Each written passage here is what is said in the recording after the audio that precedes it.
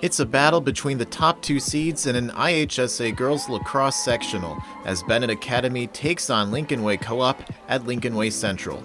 Bennett enters their fourth consecutive sectional finals match after beating the Valley, while Lincoln Way took down Naperville North. The action gets going early on as Tierra Hammock pushes towards the net and finds Claire O'Brien, who gets the Red Wings flying with a shot over the goalie's head to give Bennett the 1-0 edge. A few minutes later, Lincoln Way would respond as Riley Derzwiecki goes behind the net and finds Kaylee Palmer wide open, who puts it through. Lincoln Way is on the board and we're tied at 1. Then off the penalty restart, Palmer strikes again with a quick goal down low, putting Lincoln Way out in front for the first time, up 2-1. However, on the ensuing possession, Bennett comes right back as Madeline Trapp finds Madison Timmons, who scores top shelf to tie the game up again at 2. Now with just seconds left in the first, Peyton O'Neill receives the ball and scores the buzzer beater as the Red Wings shoot back in front, up 3-2. In the second, with Bennett going now in the other direction, the quick passing game results in O'Brien getting the ball and putting it in again over the goalie's head to double Bennett's lead over Lincoln Way, up 4-2.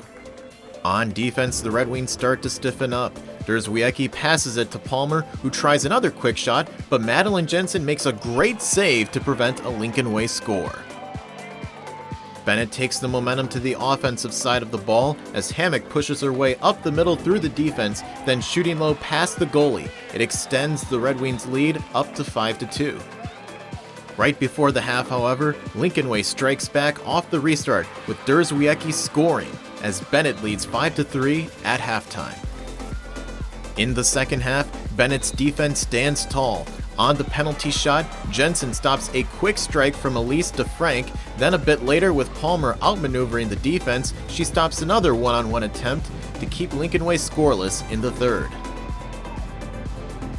Now up 6-3, Hammock races towards the net on a penalty restart and puts it through to make it a 4-goal lead for the Red Wings. Also getting involved is Gigi Korelko, who gets the pass and pushes her way towards the net.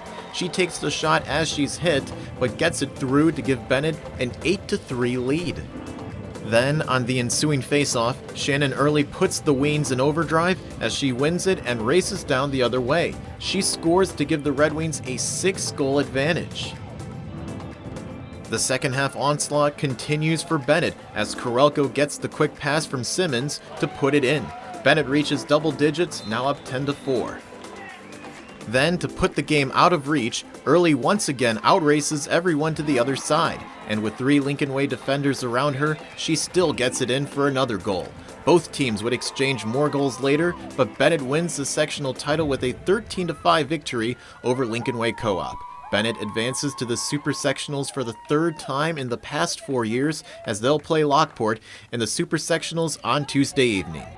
Yeah, I think we came out really fun in the first half. I know I was not playing my best, but some of my teammates were really playing for us, picking up the energy, and they knew we needed to pick up the slack for them and carry them in the second half. So being able to play for them second half and pick up and come up with those draws and start scoring on the offensive end, is good for us. I think just mentally it's like the same way we've been preparing for every game. It's just like we're working on ourselves, and obviously we scout, and obviously we see like what they're going to be playing against us, what the game that they have, but I think it's also just relying on like just bringing our game to every single, like we play our brand.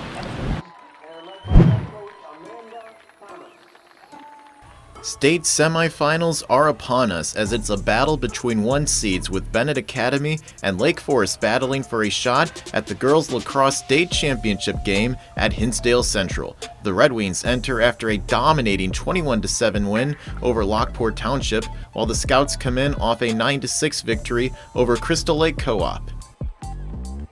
Early on, with Bennett up 1-0, the Scouts get themselves going as Megan Rockline reams around the net and throws a sidearm that gets through for the goal. Lake Forest ties the game up. However, Bennett would take charge from there. All-State senior Shannon Early starts the night off strong. With pressure in her face, she takes the shot and gets it through to get the goal and gives Bennett a 2-1 lead. Then, off a penalty restart, Early takes the ball and runs towards the net, putting it in over the goalie to make it a 3-1 score in favor of Bennett. A little later, it's another first-team All-State Bennett player Gigi Korelko with the ball, and with scouts all over her, she takes a shot as she's hit and goes to the ground, but the ball finds the corner of the net to extend the Red Wings' lead up 4-1. The red-hot start for Bennett would continue as Peyton O'Neill passes it to Madeline Trapp, who then finds Early as she gets a quick redirect to go in as Bennett makes it 5-1 halfway through the first quarter. Now in the second with the same score, Early gets in on the assist action as she finds Madison Timmons in front of the net, who gets another shot home as Bennett goes up 6-1 just seconds into the second quarter. The roles are reversed this time as Early gets the short pass and charges forward to put another shot in for her fourth goal already as Bennett leads up 7-1. After that, it's monkeying the middle for Bennett as the passing game sees Tara Hammock finding Trapp in front of the net as she puts in the shot to make the score 8-1 in favor of Bennett.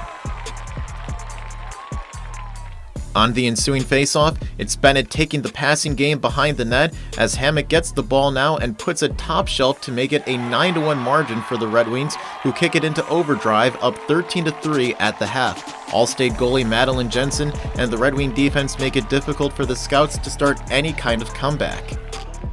The second half would feature more of the same. Trapp is behind the net again and now finds Korelko right in front of the net, who pushes past for another goal as Bennett makes it a 10-point margin up 14-4. Then, to ice it a little later, the early bird special is here with Shannon Early getting the pass and driving the Red Wings home with another goal. Both teams would trade goals later on, but Bennett advances to their first state championship game appearance with an 18-6 win over Lake Forest. The Red Wings play Loyola Academy on Saturday afternoon for the state title. It feels so good, and going into the game we were really nervous, but I'm really happy that we were able to put all of our energy into it, and we just played really well as a team together. Part of my mindset going into this game was just to have a lot of fun. It's my last high school season. Playing with my best friends. I'm not going to get the chance to play with them next year, so I kind of came into this game really loose, and when I play loose, I play a lot better.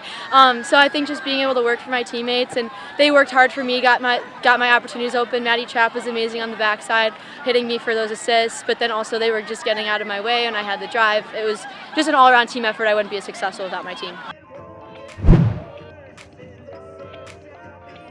The boys' lacrosse season is underway as Bennett Academy travels to Naperville North for the first match of the season. Bennett comes into this season off a 4th place finish in last year's IHSA State Series, while North also looks to strike back after losing to Bennett in the sectional semis. The Red Wings also won last year's season opener 15-12 against the Huskies. The action gets going early on as Tommy Bardenhagen from behind the net takes it and strikes it past the goalie for the first goal of the season as Bennett leads early up 1-0. Bennett would continue the strong start as Grant Randolph finds Charlie O'Grady, whose fast strike is buried into the net. Bennett extends their lead up 2-0.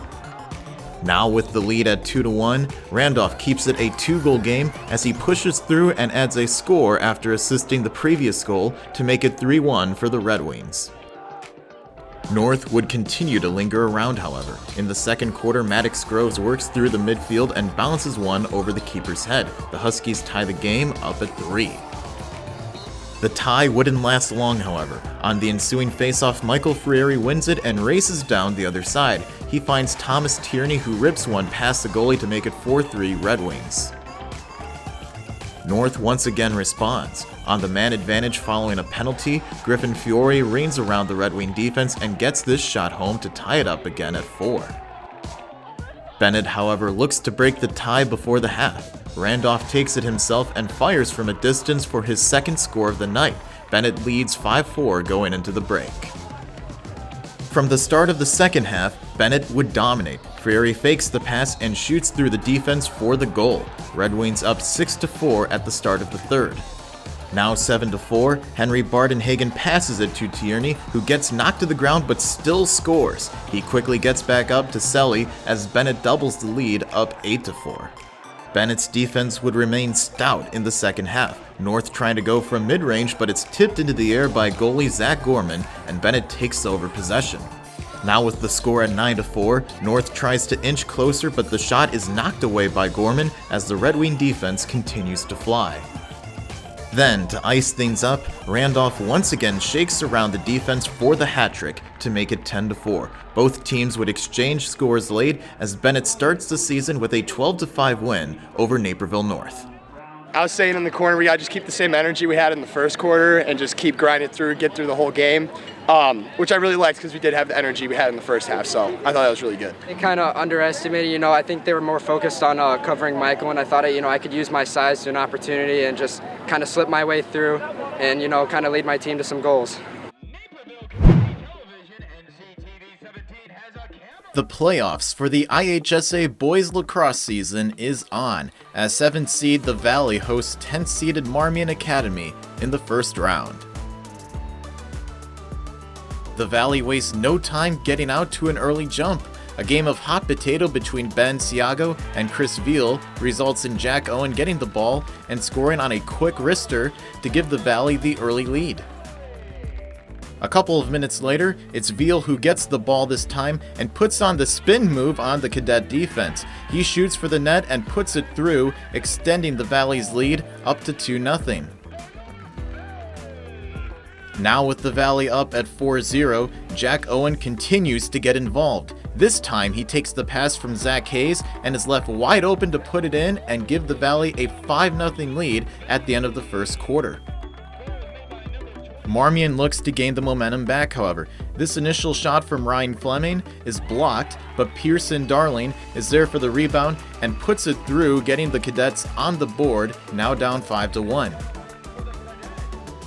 Seconds later, he's far from done in this match. With both sides fighting for the ball on the Valley side, Darling scoops it up and bounces it in for another goal to put them down at 5-2. The Valley would keep them at bay for the moment. Dylan Beacom races down the sidelines and finds Owen, who puts in another goal for the hat trick to make the score 6-2 in favor of the Valley. But the Cadets would line up a hat trick of their own. William Bryden looks for a place to put the ball and passes it to Darling, who bounces it in again for another goal to cut Marmion's deficit in half at 6-3. However, the Valley looks to strike back. Cale Berganti zigs and zags his way through the Marmion defense and sends it in to give the Valley the 7-3 advantage. It's the Owen and Darling show in the first half, and Jack Owen looks to gain the edge again. He gets the low pass from Siago, but fires another shot through the back of the net to give the Valley an 8-3 lead going into the halftime. We fast forward to the fourth quarter with the Valley now in front at 10-4. Darling looks to rally the other Cadets as he gets the rebound and puts it over the goalie's head to cut the lead in half, now down 10-5. Seconds later, the Cadets keep marching in. This time it's Anthony Massoth who shoots from the middle of the field but sends it through to make it a 4-point game, now at 10-6. Then on the ensuing faceoff, Darling does what he's been doing all day, and that's make plays. This time he steals the ball from a Valley player and gets another goal, his 6th of 8 goals on the day, as Marmion is now down at 10-7. Now on the edge, the Valley looks to escape, and they do. First, with Zach Hayes shooting it into the bottom left corner of the net to put momentum back in the Valley's side at 11-7. Then on the faceoff, Cale Berganti races down the other side and finds Owen again, who gets his 6th goal of the day. Marmion adds on a couple more goals from Darling, but it wasn't enough as the Valley outlasts Marmion with a 12-9 triumph as they move on to the next round. We came out hot. We really just got the momentum going from the start. And then we sort of gave up, started not making the smartest plays, but we finished, so it was a good win. When we were coming out of the huddle, we were all fired up. We have 17 seniors, and so a lot of us knew it was our last time playing, and we just wanted to We just wanted to show that we can get it done. There was a lot of backdoor cuts, lots of goals on fast breaks. That was definitely working today. We've been working really hard as a team to kind of lock in. We started off really hot. We got a little bit slower towards the end, but we really picked it up towards the end and we secured the win.